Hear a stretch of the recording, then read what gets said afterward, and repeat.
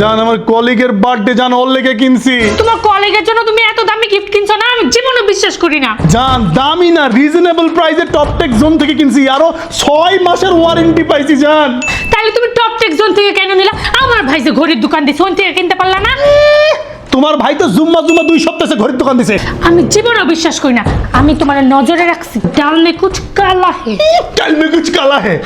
আমার বন্ধু তো অনেক স্মার্ট, এটা পড়লে হরে আরো স্মার্ট লাগবে। যাই দিয়ে আসি। এখন আবার কে আইছে? আরে শান্তি ভাবি।